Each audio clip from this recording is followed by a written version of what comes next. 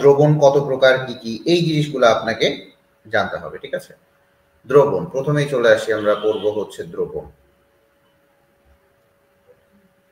দ্রবণ তাহলে কি জিনিস ভালো মতো বুঝেন, যে দুই বা ততোধিক কঠিন তরল বা গ্যাসীয় পদার্থের সমষ্টিত মিশ্রণ। আবারও বলি,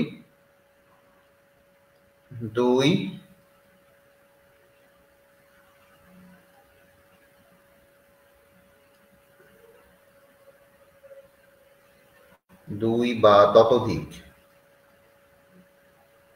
একটু বোঝার চেষ্টা করবেন। আজকে যে জিনিসগুলো শেখাবো এই জিনিসগুলো আপনি কোথাও শিখতে পারবেন না। দেখেন, দুই বা ততোধিক কঠিন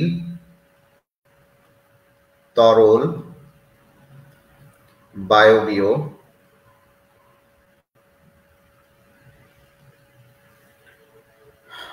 পদার্থের সমসত্ব মিশ্রণ।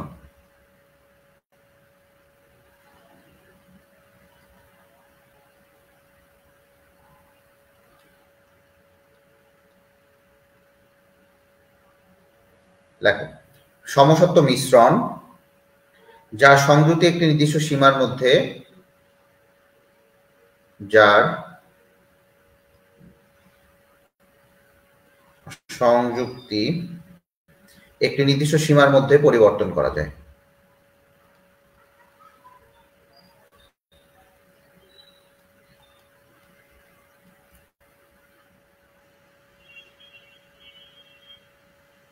ভালো করে বুঝবেন এই জিনিসগুলো, প্রত্যেকটা জিনিস আপনাকে খুব ভালো মতো বুঝতে হবে। পরিবর্তন করা যায়,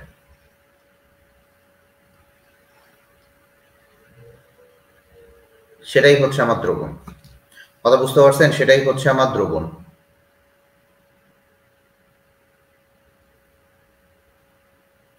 ক্লিয়ার?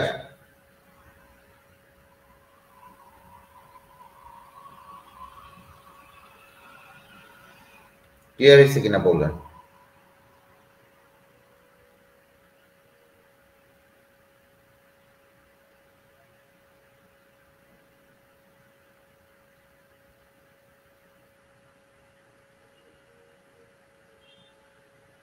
ক্লিয়ার হয়েছে কিনা বলেন।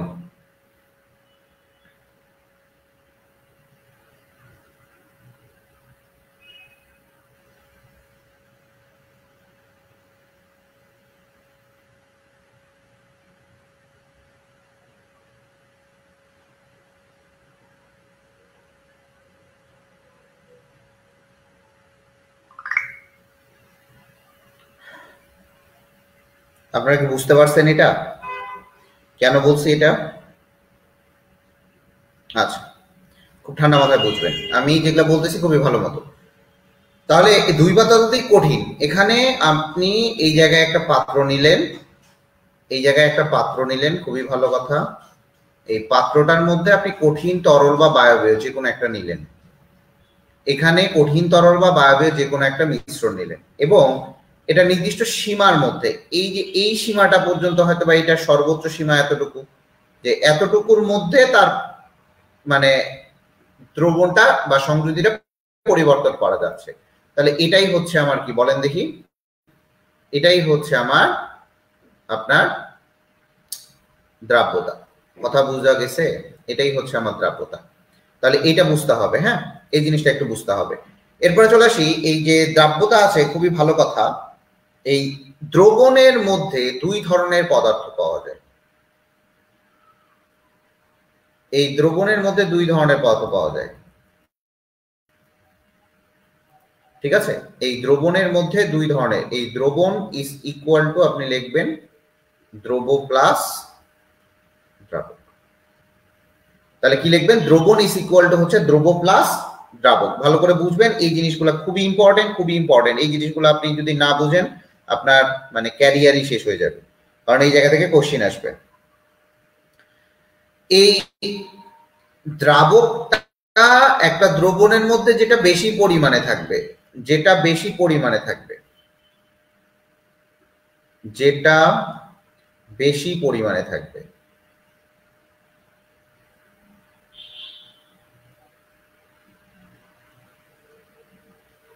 এটা হচ্ছে আমার দ্রাবক। বাট যেটা আমার কম পরিমাণে থাকবে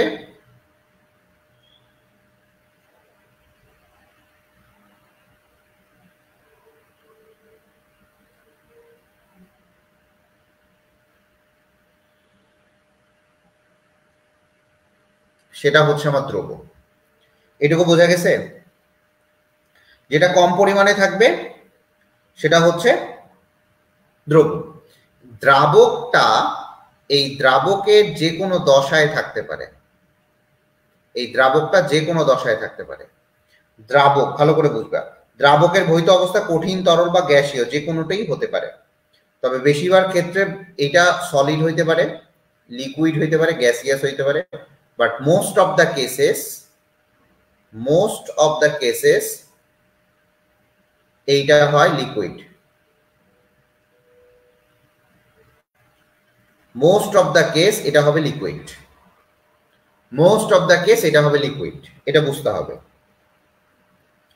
আচ্ছা, যে দ্রবণে দ্রাবক হিসেবে পানি ব্যবহার করা হয়, ভালো করে বুঝবা, দ্রাবক যদি পানি হয়, দ্রাবক যদি পানি হয় তাহলে সেটাকে বলবো আমরা জলীয় দ্রবণ। ভালো করে বুঝবা, জলীয় দ্রবণ। তাহলে জলীয় দ্রবণ আমরা কখন বলি? যখন দেখবো বা যেই জায়গাটাতে অ্যাকোয়াস লেখা থাকে, যেই জায়গাটাতে দেখবেন অ্যাকোয়াস লেখা আছে, এ কিউ লেখা আছে, এই এ কিউ মানেই হচ্ছে বুঝবেন এটা হচ্ছে জলীয় দ্রবণ।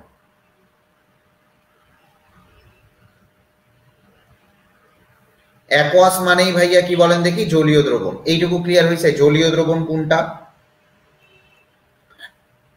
তাহলে দ্রাবক যখন পানি হচ্ছে তখন সেটাকে আমরা জলীয় দ্রবণ বলবো। তাহলে এই যে জলীয় দ্রবণটা, এইটাকে আবার 3 ভাগে ভাগ করা হয়।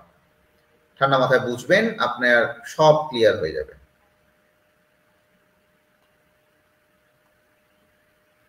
এই জলীয় দ্রবণটাকে দেখা যাচ্ছে আমরা 3টা ভাগে ভাগ করতে পারি।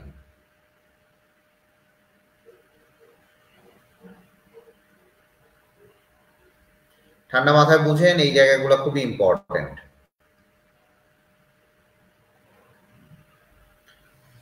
আচ্ছা,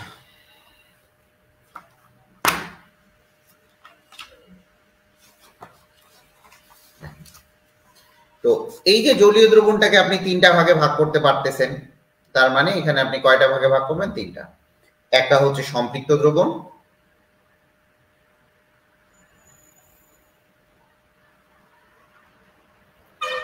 একদম চিন্তা করে এগুলা করবেন। একটা হচ্ছে অসম্পৃক্ত দ্রবণ, মাথাটার আমার একটা খুবই ঘা হয়েছে, খুবই ভালো সমস্যা হচ্ছে। আরেকটা হচ্ছে অতিপৃক্ত দ্রবণ।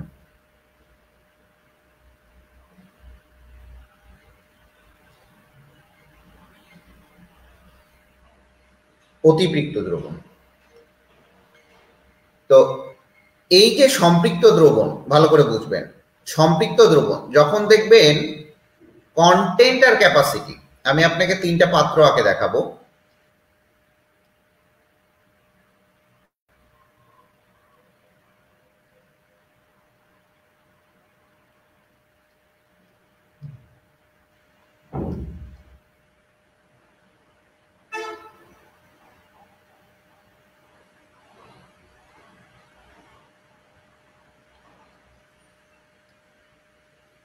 তিনটা পাত্র আঁকছি, খুব ভালো মতো দেখবেন। এখানে দেখবেন, মনে করেন 30 গ্রাম চিনি, 3 গ্রাম চিনি। আচ্ছা লেখেন, ভালো করে বুঝবেন, 3 গ্রাম চিনিকে আপনি 1 লিটারের মধ্যে বা 500 ml এর মধ্যে দ্রবীভূত করতে পারবেন। তার মানে এই 500 ml এ দ্রবীভূত করতে আমার 3 গ্রাম চিনি প্রয়োজন। ঠান্ডা মাথায় বুঝেন, 500 ml কে দ্রবীভূত করতে, সরি, 3 গ্রাম চিনিকে দ্রবীভূত করতে আমার 500 ml পানি প্রয়োজন। এটা 500 ml পানি প্রয়োজন। তাহলে 500 ml যখন পানি প্রয়োজন, তাহলে দেখেন এই জায়গায় কন্টেন্ট এবং ক্যাপাসিটি দুইটাই সেম। তার মানে এই জায়গায় আপনি লিখতে পারবেন কন্টেন্ট এবং ক্যাপাসিটি।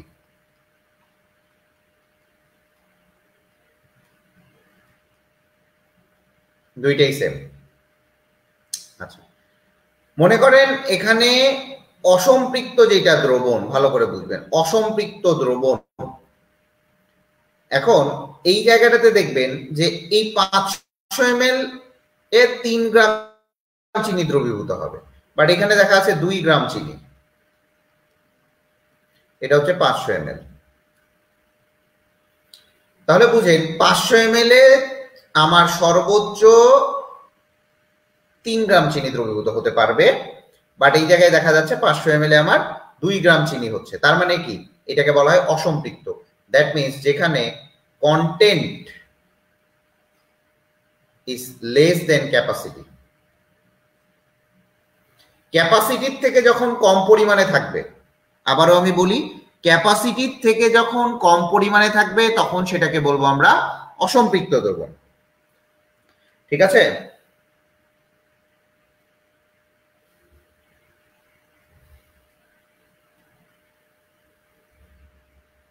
ক্লিয়ার? এটুকু ক্লিয়ার?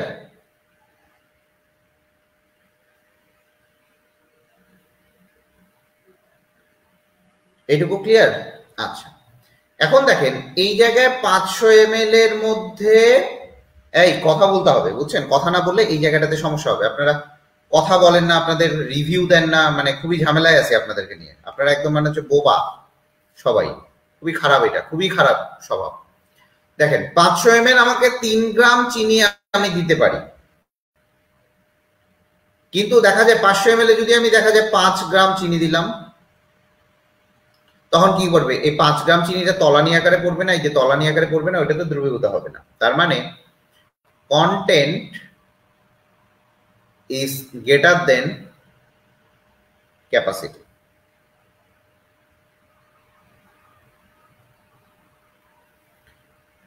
কন্টেন্ট এবং ক্যাপাসিটি যখন, কন্টেন্টটা যখন অনেক বেশি হবে কার থেকে? ক্যাপাসিটির থেকে, তখন সেটাকে বলবো আমি অতিপৃক্ত দ্রবণ। কথা বুঝাইতে পারছি? ভেরি গুড, খুবই সুন্দর, খুব সুন্দর কথা বলছো, আমি খুব খুশি হয়েছি ফারজানা আহমেদ। বাকিগুলা কি বলদ না মদন? বাকিগুলা কি বলদ না মদন?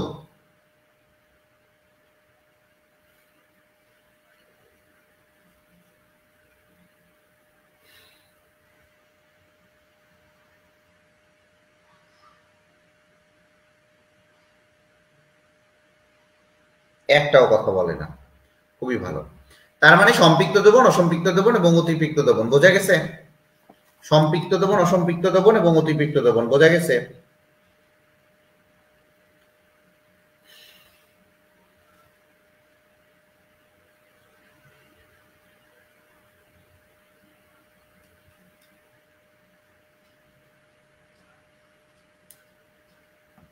বোঝা গেছে?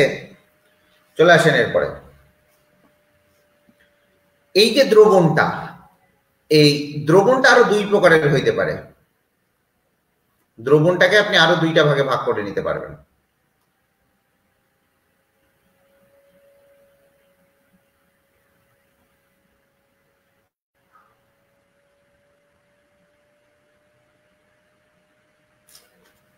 আচ্ছা, এই দ্রবণটাকে কি কি ভাগে ভাগ করতে পারবেন? লেখেন, একটা হচ্ছে আয়নিক দ্রবণ আর একটা আণবিক দ্রবণ।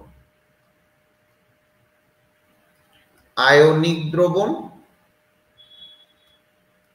আর একটা আণবিক দ্রবণ।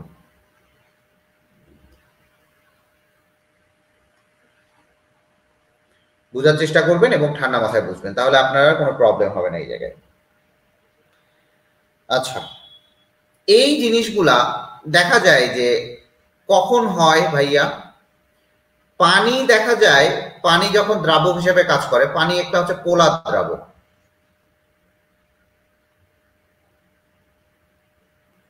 এই পোলার দ্রাবক গুলা পোলার যৌগকে দ্রবীভূত করে। আমরা আসবো এগুলা, পোলার যৌগকে দ্রবীভূত করে।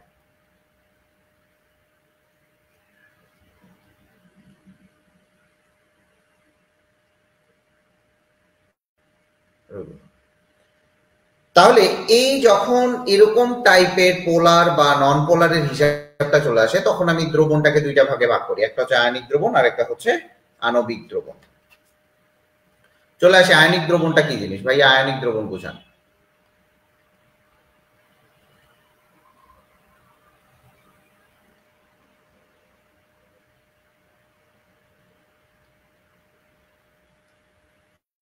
ভাই আয়নিক দ্রবণটা বুঝাই দেন। দেখেন পোলার দ্রাবক পানিতে, লেখেন পোলার দ্রাবক, এগুলা পাবেন না বইয়ে। পোলার দ্রাবক পানিতে আয়নিক দ্রবের অণুগুলো, আয়নিক দ্রবের অণুগুলো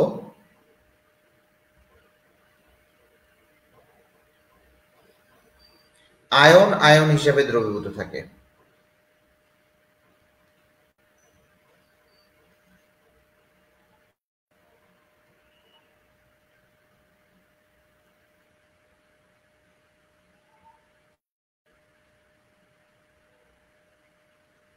এই যে আয়ন আয়ন আকারে দ্রবীভূত আছে সেটাকে বলা হয় আয়নিক দ্রবণ। চলে আসি, এইটা একটা হচ্ছে আমার পানির পাত্র, এখানে পানি দিছো, তুমি সব দিছো, খুবই ভালো, এখানে পানি আছে। আচ্ছা, এখানে যদি আমি সোডিয়াম ক্লোরাইড দেই তখন এটা কি আকারে থাকবে জানো? এটা থাকবে হচ্ছে আয়ন আয়ন আকারে, এখানে বুঝো আয়ন আয়ন আকারে থাকে। তার মানে এই জায়গায় সোডিয়াম প্লাস ক্লোরাইড মাইনাস এইভাবে থাকবে, এই যে সোডিয়াম প্লাস ক্লোরাইড মাইনাস। এই জন্য যদি তোমাকে কখনো সোডিয়াম ক্লোরাইড প্লাস ওয়াটার যদি দেয় তাহলে তোমাকে এইভাবে লিখতে হবে, সোডিয়াম প্লাস ক্লোরাইড মাইনাস। ঠিক আছে, তাহলে এটাও অ্যাকোয়াস, এটাও অ্যাকোয়াস আকারে। কথা বুঝতে পারছো? আয়ন আয়ন আকারে, এই যে একটা ক্যাটায়ন একটা অ্যানায়ন, আয়ন আয়ন আকারে আছে। তার মানে আয়নিক দ্রবে, পোলার দ্রাবক পানিতে যখন আয়নিক দ্রবের অণুগুলো আয়ন আয়ন আকারে দ্রবীভূত থাকে, যে আয়ন আছে আয়ন আকারে, এই যে আয়ন আকারে, একটা ক্যাটায়ন একটা অ্যানায়ন, বাট আয়ন আয়ন আকারে যখন দ্রবীভূত আছে তখন সেটাকে বলবো আয়নিক দ্রবণ। ক্লিয়ার?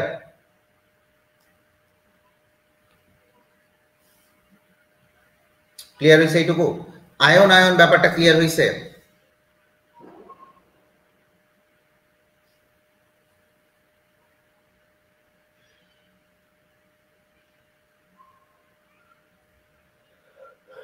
ক্লিয়ার হয়েছে?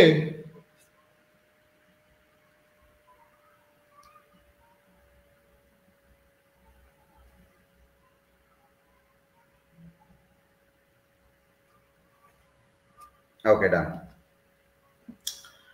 এর পরেরটাতে চলে আসি। আচ্ছা, তোমরা একটা করে রিভিউ দাও না কেন, আমি তো এটা বুঝলাম না।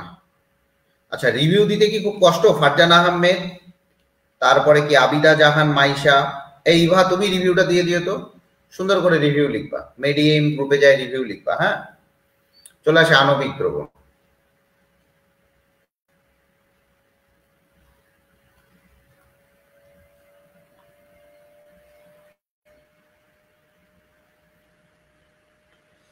আচ্ছা, লেখো দ্রাবকের মধ্যে, লেখো দ্রাবকের মধ্যে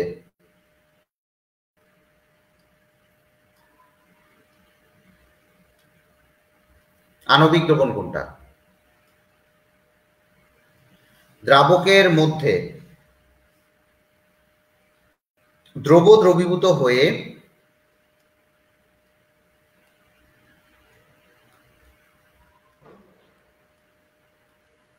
ভালো করে বুঝো, দ্রাবকের মধ্যে দ্রব দ্রবীভূত হয়ে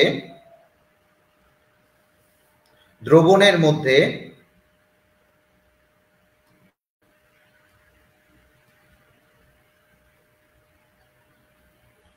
দ্রাবক ও দ্রব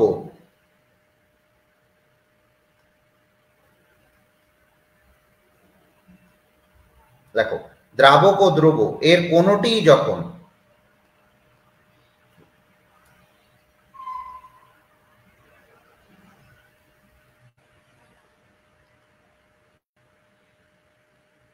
ভালো করে বুঝবেন, এর কোনোটি যখন তাদের নিজস্ব আণবিক গঠন, তাদের নিজস্ব আণবিক গঠন, দেখেন এই সংজ্ঞাটার মধ্যেই আপনার বুঝার ব্যাপারটা আছে। নিজস্ব আণবিক গঠন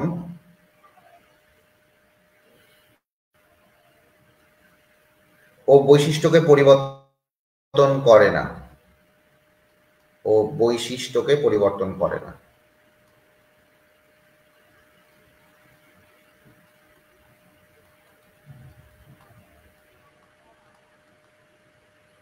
তখন সেটাকে বলবো আমি আণবিক দ্রবণ। এখন চলে আসি কেন। দেখেন, দ্রাবকের মধ্যে দ্রবীভূত, কার মধ্যে ভাইয়া?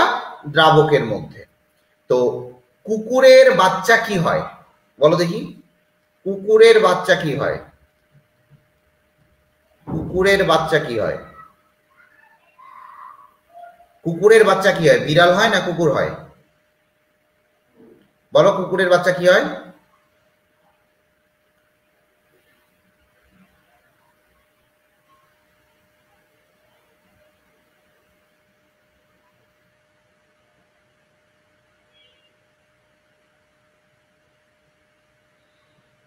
এই কুকুরের বাচ্চা কি হয় রে? বিড়াল?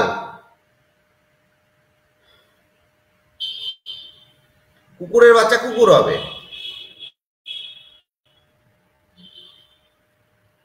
তেমনি ভাবে পোলা দ্রাবকে, ভালো করে বুঝবা,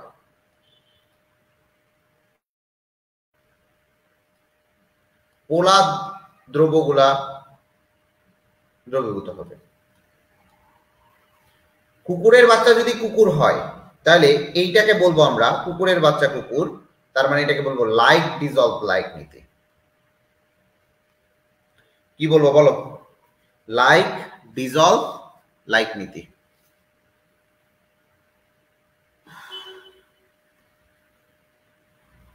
লেখো, তাড়াতাড়ি লেখো, লাইক ডিজলভ লাইক নীতি।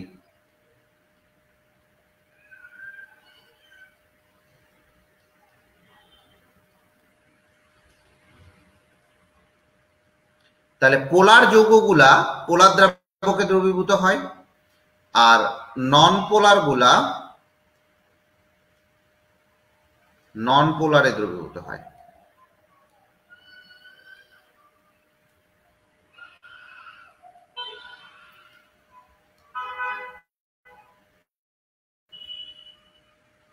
এটাকেই বলবো আমরা লাইক ডিজলভ লাইক নীতি। এই যে নীতিটা আছে সেটাকে বলবো আমরা লাইক ডিজলভ লাইক নীতি। তাইলে লাইক ডিজলভ লাইক নীতি, কুত্তার বাচ্চা কুত্তাই হয়, কুত্তার বাচ্চা বিলাই হয় না। তার মানে যখন তুমি দেখবা যে দ্রাবকের মধ্যে, যদি আমি পানির মধ্যে দেই, পানির মধ্যে, পানির মধ্যে, ঠিক আছে,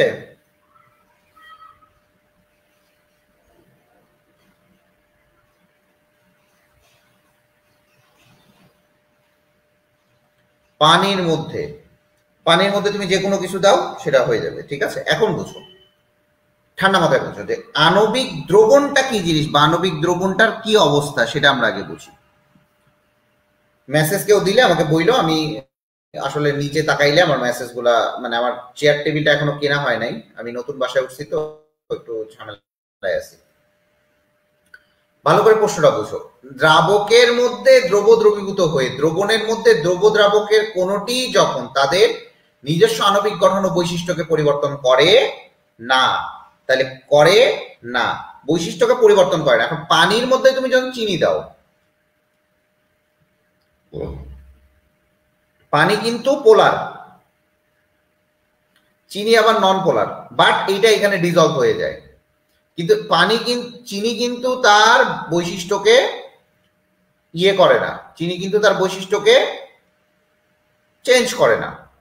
পানির মধ্যে যদি আবার তুমি গ্লুকোজ দাও, পানির মধ্যে তুমি আবার যদি গ্লুকোজ দাও,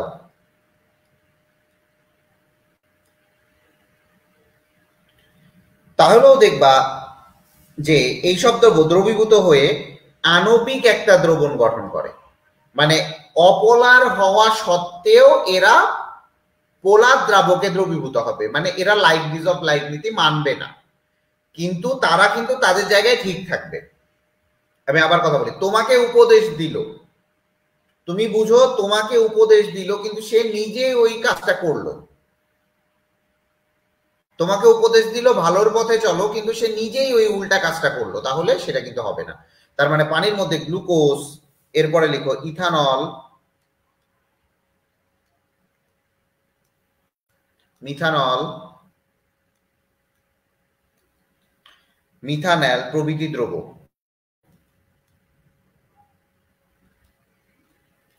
এই পানির মধ্যে যখন এরা দ্রবীভূত হয় তখন সেটাকে বলা হয় আণবিক দ্রবণ।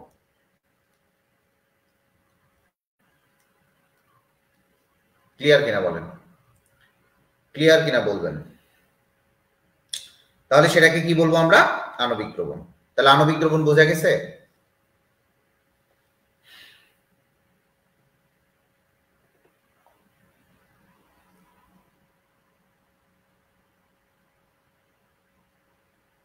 ক্লিয়ার? চলে আসে।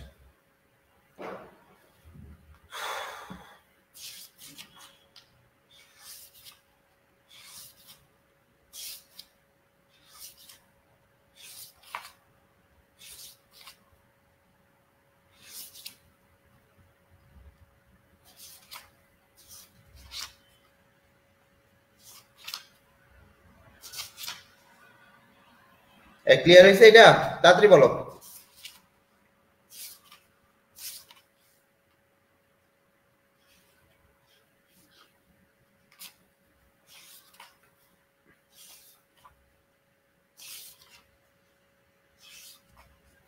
তোমরা এত স্লো হইলে কিভাবে হবে? দ্রাব্যতা পড়াইতে তো অনেকগুলা ক্লাস লাগবে। আচ্ছা যাই হোক, রেগুলার এখন পড়াবো তো সময় লাগবে না।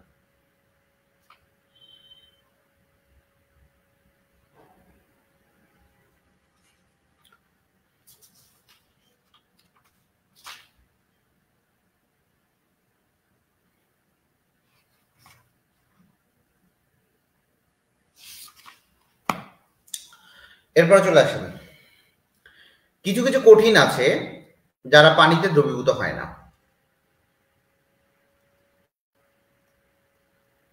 অদ্রবণীয় কিছু কিছু জিনিস আছে।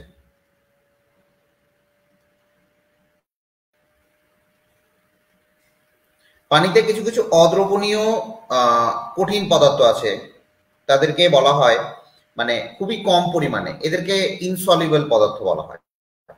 এগুলাকে বলা হয় ইনসলিবল সলিড।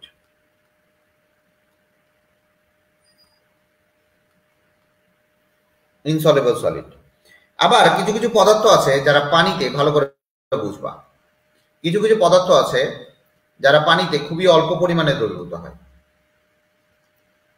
পানিতে অল্প পরিমাণে দ্রবীভূত হয়।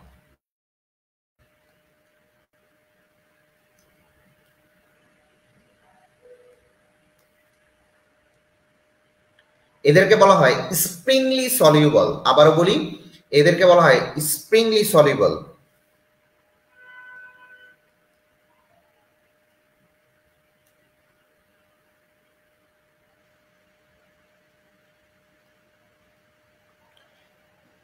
Sparingly soluble solute. সলিউট এবং সলভেন্ট, সলভেন্ট মানে হচ্ছে দ্রাবক, ইংলিশগুলো মনে রাখবেন। আর সলিউট মানে হচ্ছে দ্রব, এটা মনে রাখবেন। সলিউট মানে হচ্ছে দ্রব। এই যে স্প্রিংলি সলিউবল, স্বল্প দ্রবণীয় লবণ, এই স্বল্প দ্রবণীয় যে ইয়েটা আছে সেটা একটু দেখাই আমি আপনাকে। স্প্রিংলি সলিউবল যারা, তাদেরকে একটু দেখাই, তারা কারা কারা বোঝার চেষ্টা করবেন। লেখেন, silver chloride sparingly soluble, barium sulphate sparingly soluble, copper carbonate sparingly soluble, copper sulphide sparingly soluble, lead chloride sparingly soluble,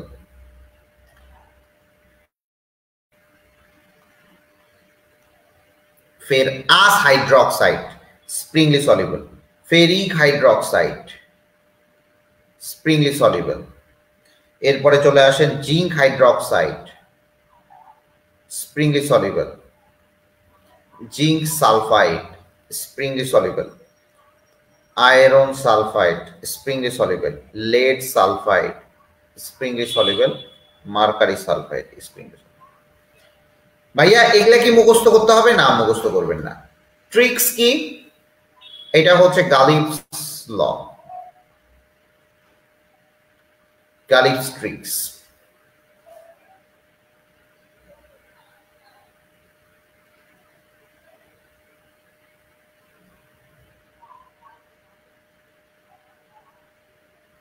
তো এই যে ট্রিক্সটা শিখবেন,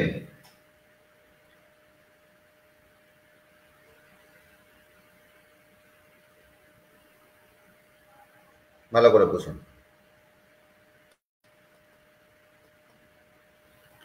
তাহলে এই যে ট্রিক্সটা শিখবেন কিভাবে, দেখেন সালফাইড লবণটা যেগুলা আছে সেটা দেখবেন বেশিরভাগ সালফাইড লবণটা হচ্ছে আপনার, এটা কিন্তু সালফাইড সালফেট না, সালফাইড লবণটা দেখবেন স্প্রিংলি সলিউবল, সালফাইড লবণটা স্প্রিংলি সলিউবল। কার্বনেট জাতীয় লবণগুলা, এগুলা সাধারণত কার্বনেট জাতীয় যে লবণগুলা এরা সাধারণত পানিতে অদ্রবীভূত হয়, কিন্তু এখানে স্প্রিংলি সলিউবল দেখানো হয়েছে, ঠিক আছে? এটাও আপনি বলতে পারেন স্প্রিংলি সলিউবল। হাইড্রক্সাইড, কিছু কিছু হাইড্রক্সাইড, আয়রন এবং জিঙ্কের হাইড্রক্সাইড গুলো স্প্রিংলি সলিউবল, আর সিলভার পয়েন্টটা স্প্রিংলি সলিউবল। এই জিনিসগুলা স্বল্প দ্রবণীয় লবণ, ঠিক আছে? এগুলা সাধারণত এগুলা দেখা যায় পানিতে প্রায় অদ্রবণীয় অবস্থায় থাকে, পানিতে প্রায় অদ্রবণীয় অবস্থায় থাকে।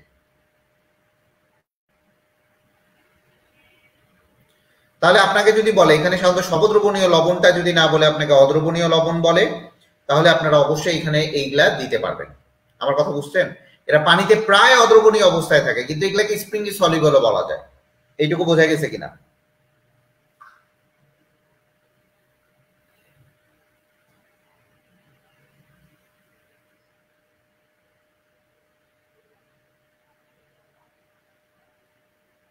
কথা বোঝা গেছে কিনা?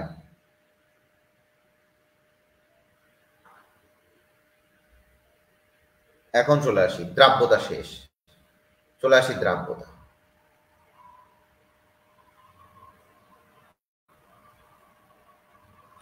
আরেকটা ওয়ার্ড আমি এখানে উল্লেখ করব, সেটা হচ্ছে ঘনমাত্রা। দুইটাই বুঝবেন।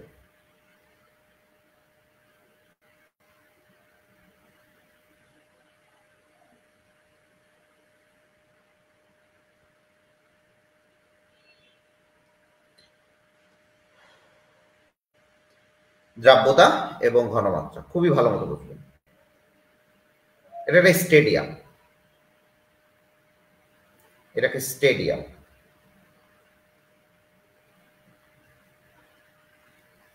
বোঝার চেষ্টা করেন। এটা বুঝলেই আমার মোটামুটি আজকে এটা পড়ানো শেষ হয়ে যাবে। এটা একটা স্টেডিয়াম, এই স্টেডিয়ামে সর্বোচ্চ ধারণ ক্ষমতা হচ্ছে, সর্বোচ্চ ধারণ ক্ষমতা 20K। ঠান্ডা মাথায় বোঝেন, সর্বোচ্চ ধারণ ক্ষমতা 20K, ঠিক আছে? এটা ইংলিশে লিখি, বাংলায় লেখাচ্ছে কেমন দেখাচ্ছে?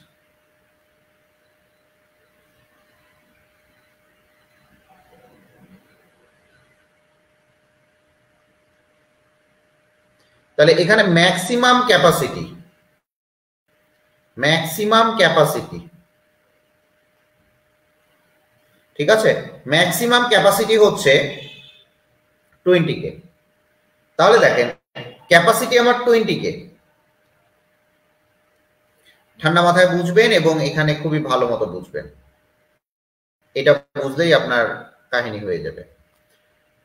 এখানে তাহলে বসার যোগ্যতা রাখে কারা? এখানে 1 থেকে 19K সকল লোকই বসতে পারবে না?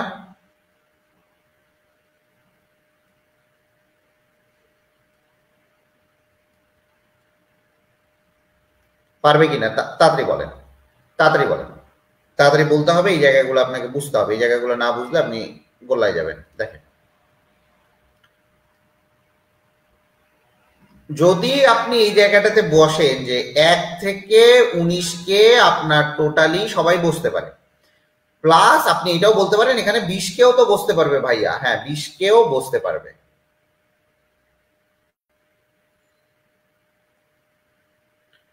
তার মানে যখনই দেখবেন এই স্টেডিয়ামের ম্যাক্সিমাম ক্যাপাসিটি,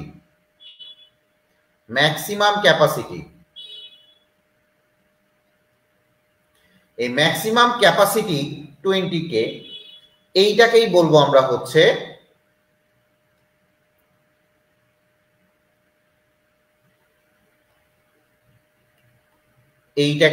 আমরা হচ্ছে ম্যাক্সিমাম ক্যাপাসিটি, যখন এইটাকেই বলবো আমরা হচ্ছে দ্রাব্যতা। আর এই যে আমি যে এখানে লিখলাম 1 থেকে 19 কে, এইটাকে বলবো আমি হচ্ছে ঘনমাত্রা। তাহলে আমরা বলতে পারি না কোনো একটা জায়গায় সর্বোচ্চ ঘনমাত্রাটাই দ্রাব্যতা। আমি বুঝাইতে পারছি?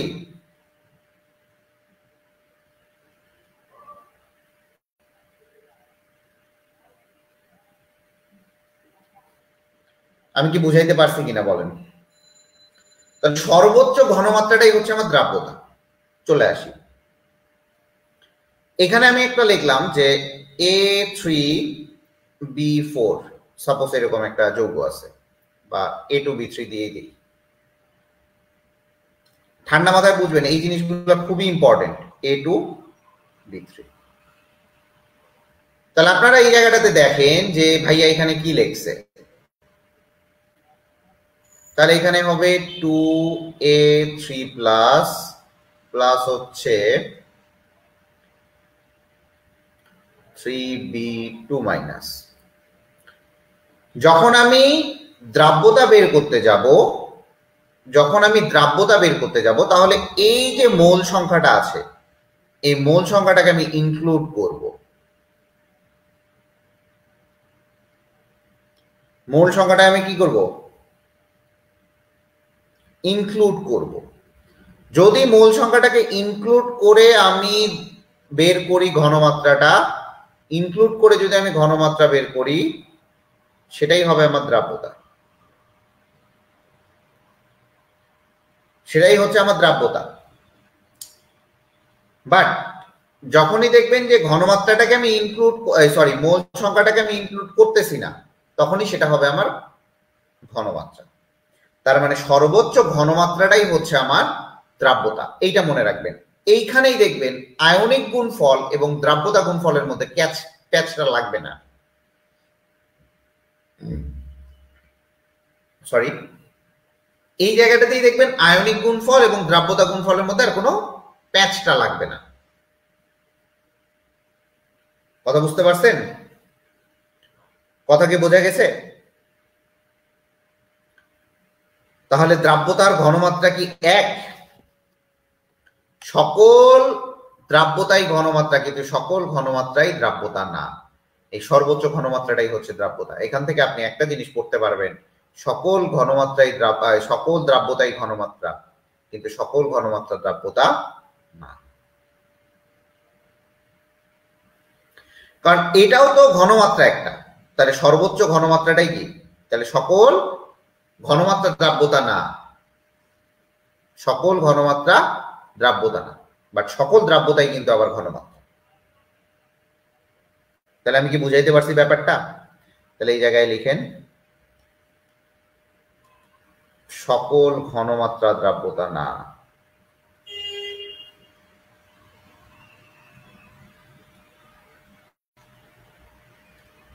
সকল দ্রাব্যতাই ঘনমাত্রা।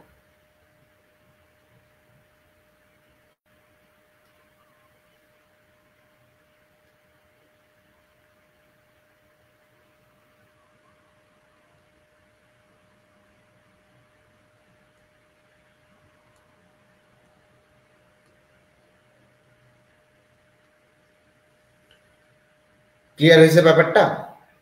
এখন মনে করেন যে স্টেডিয়াম বলছি, তাহলে কি আমি এটা বুঝাইতে পারছি ব্যাপারটা? আচ্ছা, খুবই ভালো কথা। এখন চলে আসি, দ্রাব্যতা কাকে বলে? ভাইয়া দ্রাব্যতা কাকে বলে? দ্রাব্যতা কাকে বলে? দেখেন, চলে আসি দ্রাব্যতা।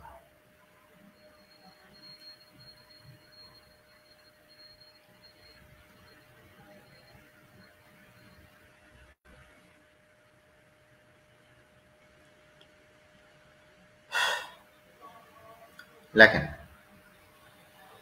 আয়নিক যৌগের দ্রাব্যতা বলতে দ্রাব্যতা হওয়ার কয়েকটা শর্ত মনে রাখতে হবে। আমি আবারও বলি, দ্রাব্যতা হওয়ার কয়েকটা শর্ত হইতে হবে। ঠান্ডা মাথায় বুঝবেন, দ্রাব্যতা হওয়ার কয়েকটা শর্ত মনে রাখবেন। তাহলে দ্রাব্যতা, আরেকটা জিনিস মনে রাখবেন, এই ঘনমাত্রা এবং দ্রাব্যতার মধ্যে আরেকটা জিনিস মনে রাখবেন। এই দ্রাব্যতা হইতে হবে সম্পৃক্ত দ্রবণের, মাস্ট বি, মনে রাখতে হবে এটা। দ্রাব্যতা হইতে হবে সম্পৃক্ত দ্রবণের।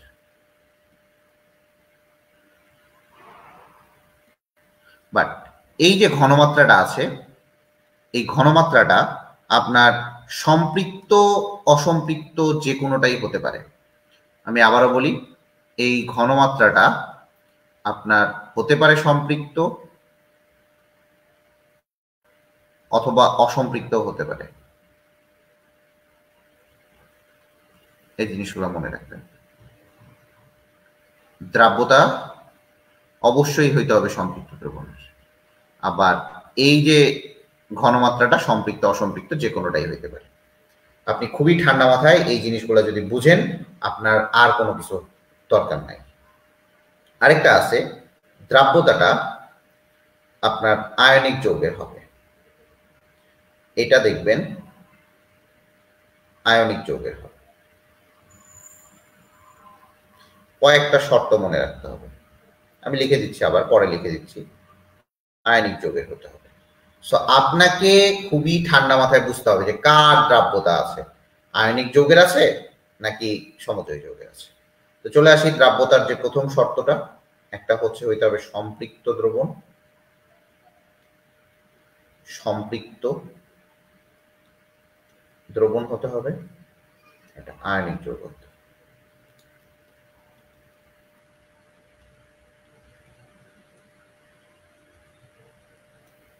যৌগের দ্রাব্যতা কেন আয়নিক যৌগের হতে হবে ভাইয়া? কারণ দ্রাব্যতাটা আমরা পানির সাপেক্ষে নির্ণয় যদি করি আমরা, তাহলে আপনাকে বুঝতে হবে পানি হচ্ছে পোলার দ্রাবক, পোলার দ্রব্যগুলো দ্রবীভূত হবে, তার মানে সেটা আয়নিক যৌগ হইতেই হবে। ক্লিয়ার কিনা বলেন? ক্লিয়ার কিনা বলেন? ক্লিয়ার কিনা বলেন? তাড়াতাড়ি বলবেন, তাড়াতাড়ি শেষ হবে। ঠিক আছে, তাড়াতাড়ি বলবেন।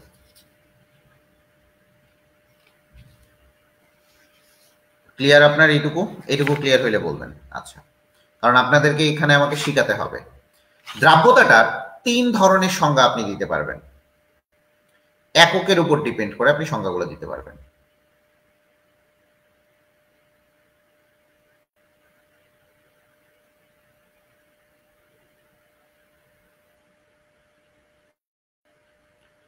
দেখেন, দ্রাব্যতা আপনি এককের উপর ডিপেন্ড করে সংজ্ঞাগুলো দিতে পারবেন। দেখেন, আপনার দ্রাব্যতার একক হইতে পারে মোল পার লিটার, দ্রাব্যতার একক হইতে পারে গ্রাম পার লিটার, একটা মোল পার লিটার হইতে পারে, আরেকটা দেখবেন গ্রাম বাই গ্রাম হইতে পারে। আপনার যে কোনো 3টা এককের সংজ্ঞা হতে পারে দ্রাব্যতার। আমার কথাগুলো বুঝবেন। আপনি যদি কথাগুলো না বুঝেন, সেই ক্ষেত্রে আপনাকে মানে ঝামেলায় পড়তে হবে। ঠিক আছে, ঝামেলায় পড়তে হবে। আচ্ছা,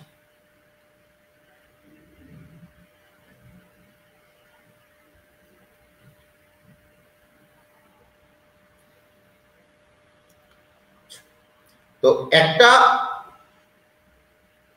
দ্রব্য, খুবই ভালো মতো বুঝেন এই জায়গাটা, একটা দ্রব্য যখন দ্রবীভূত হয়, একটা দ্রব্য যখন দ্রবীভূত হবে, তখন একটা জিনিস মনে রাখবেন, এখানে একটা শর্ত আছে, সেটা হচ্ছে hydration enthalpy is greater than হচ্ছে ল্যাটিস এনথালপি।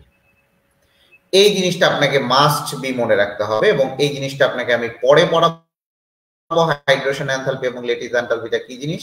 কিন্তু আপনাকে এইটুকু মনে রাখতে হবে যে একটা দ্রবীভূত হচ্ছে তখন সেখানে অবশ্যই হাইড্রেশন এনথালপিটা বেশি হবে কার থেকে, ল্যাটিস এনথালপির থেকে। এইটুকু মনে রাখেন। চলে আসেন ভাইয়া দ্রাব্যতা তাহলে গ্রাম পার লিটার এককে কাকে বলে। দেখেন নির্দিষ্ট তাপমাত্রায়, ভালো করে বুঝেন, নির্দিষ্ট তাপমাত্রায় আয়নিক যৌগের 1 লিটার দ্রবণের মধ্যে যত গ্রাম দ্রব্য দ্রবীভূত থাকে। তাহলে 1 লিটারে এখানে নির্দিষ্ট তাপমাত্রাটা অবশ্যই লিখবেন, কনস্ট্যান্ট টেম্পারেচার। এগুলো সবগুলোতে আপনি লিখবেন কনস্ট্যান্ট টেম্পারেচার। এটা ভালো করে মনে রাখেন, কনস্ট্যান্ট টেম্পারেচার। তাহলে দেখেন কনস্ট্যান্ট টেম্পারেচারে আপনি কি লিখবেন, 1 লিটার এ যত গ্রাম দ্রব্য দ্রবীভূত থাকে।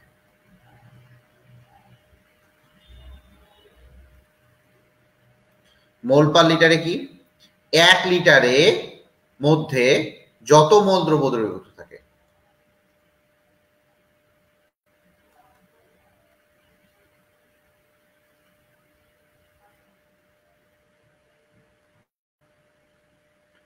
গ্রাম বাই গ্রাম এককে কিভাবে করবেন, 100 গ্রাম দ্রাবকে দ্রবীভূত হয়ে সম্পৃক্ত দ্রবণ উৎপন্ন করে। ঠিক আছে, যত গ্রাম দ্রব্য, আচ্ছা লেখন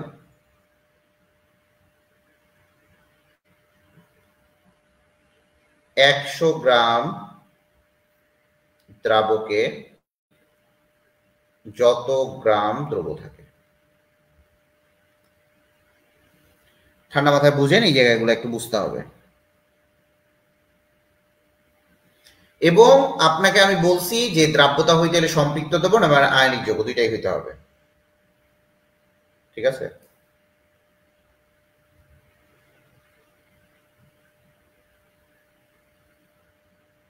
এখন আসি যে ভাইয়া দ্রাব্যতা কার হয়, দ্রাব্যতাটা কার হয়, দ্রাব্যতাটা হয় হচ্ছে দ্রবের দ্রাব্যতা হবে, দ্রবের দ্রাব্যতা থাকে।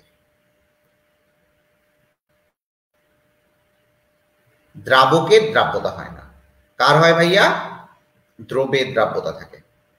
কয়েকটা বিষয় মনে রাখেন, দ্রাব্যতা মানে সর্বোচ্চ ঘনমাত্রা, সর্বোচ্চ ঘনমাত্রা, এটুকু ক্লিয়ার থাকে। দ্রাব্যতা মানেই আমি বলছি সর্বোচ্চ ঘনমাত্রা। ম্যাক্সিমাম ক্যাপাসিটি, একটা স্টেডিয়ামের যে ম্যাক্সিমাম ক্যাপাসিটি মনে করেন 20 কে, 1 থেকে 19.9 কে সবাই বসতে পারবে, বাট 20 কে যখন বসতে পারবে তখনই বুঝবেন যে এই জায়গায় এটা দ্রাব্যতা। দ্রাব্যতায় চলে আসি, দ্রাব্যতাটা হয় আয়নিক যৌগের, এবং দ্রাব্যতা হইতে গেলে আপনাকে সম্পৃক্ত দ্রবণ হতে হবে। বাট ঘনমাত্রা হইতে গেলে সম্পৃক্ত এবং অসম্পৃক্ত যে কোনটাই হইতে পারে। এরপরে চলে আসি, দ্রাব্যতা যখন আমি দেখলাম, দ্রাব্যতা আমি 3টা এককে সংজ্ঞা দিতে পারি, একটা গ্রাম পার লিটারে, একটা মোল পার লিটারে, একটা গ্রাম বাই গ্রাম এককে। আপনাকে 3টা এককেই আপনাকে বুঝতে হবে এবং 3টা এককেই আপনাকে সংজ্ঞাগুলো দিতে হবে। এখন আসি যে ভাই এগুলোর উদাহরণগুলো দেখেন। দেখেন গ্রাম পার লিটার এককে যদি আপনাকে বলে যে পানির সাথে দ্রাব্যতাটা কার হয় বলেন তো, দ্রাব্যতাটা কার হয়, দ্রবের না দ্রাবকের, এখনই পড়াইলাম। 72 গ্রাম NaCl মিশিয়ে 2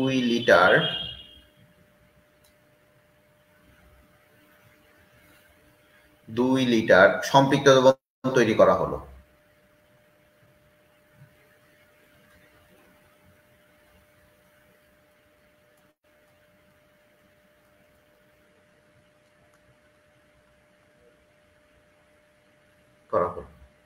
তাহলে এটা দ্রাব্যতা কত, তাহলে দেখেন দ্রাব্যতা গ্রাম পার লিটার এককে, ভালো করে বুঝেন। তাহলে গ্রাম পার লিটার এককে, এটা যদি গ্রাম পার লিটার এককে আনেন তাহলে 72 গ্রাম ডিভাইডেড বাই 2 ইকুয়াল টু হচ্ছে 36 গ্রাম পার লিটার। তাহলে দ্রাব্যতাকে আমরা সবসময় এস দ্বারা প্রকাশ করি।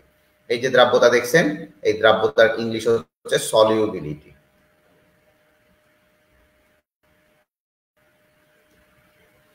এই সলিবিলিটির এস দ্বারা আমরা পড়ি দ্রাব্যতা, এই এস দ্বারা প্রকাশ করা হয় হচ্ছে দ্রাব্যতা। তাহলে এই সলিবিলিটির এসটাকে বলা হচ্ছে আমার কথা কথা ক্লিয়ার হয়েছে না বেজার আছে? কথা ক্লিয়ার না বেজার বলো?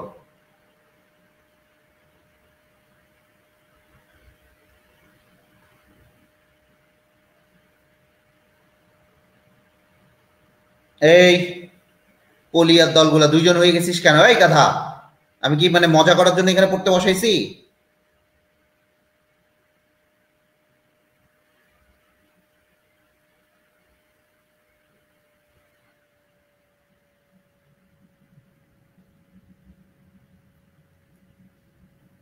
একে আমি ফাইজলামি করার জন্য পড়তে বসাইছি? দুইজন গাদার দল। এখন আসি, এই জায়গায় যদি আপনাকে বলে যে একটা কোশ্চিন করলাম যে 25 ডিগ্রি সেলসিয়াস, আচ্ছা এটা তো ইভা তুমি আমার ব্যবসাটা তো মার্কেট ধরতে পারলা না, স্টুডেন্ট তো ভর্তি করাইতে পারলা না।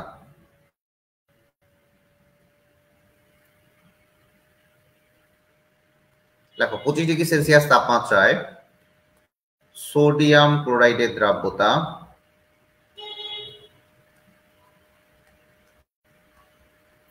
4.55 গ্রাম পার লিটার বলতে কি বুঝো?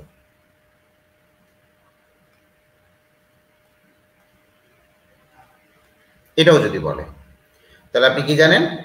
এখানে আমি বলছিলাম গ্রাম পার লিটার এককে 1 লিটারে যত গ্রাম দ্রব্য দ্রবীভূত থাকে। তার মানে আপনি এখানে কি লিখবেন যে বলা যায় যে 1 লিটার এ, এটা পুরোটা লিখবেন 25 ডিগ্রি সেলসিয়াস তাপমাত্রায় সোডিয়ামের দ্রাব্যতা এত বলতে বোঝায়, বোঝানোর পর লিখবেন যে 1 লিটারে 4.55 গ্রাম সোডিয়াম ক্লোরাইড দ্রবীভূত হয়ে সম্পৃক্ত দ্রবণ তৈরি করে। দ্রবীভূত হয়ে সম্পৃক্ত দ্রবণ তৈরি করে।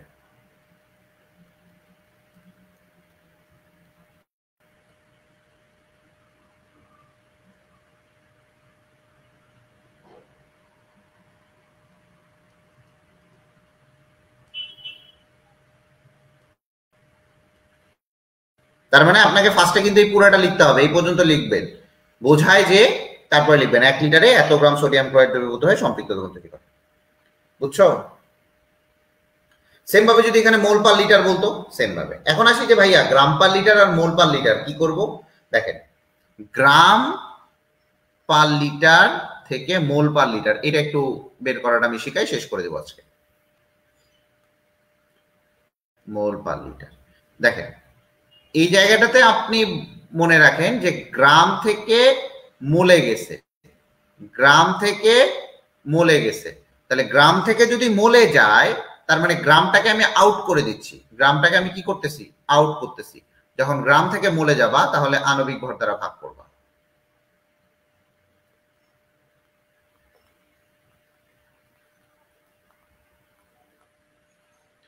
আবার দেখো যদি তুমি মোল থেকে গ্রামে যাও তাহলে গ্রামটাকে আমি ইন করাচ্ছি না, গ্রামটাকে আমি ইন করাচ্ছি, তার মানে আণবিক ভর দ্বারা গুণ করবা।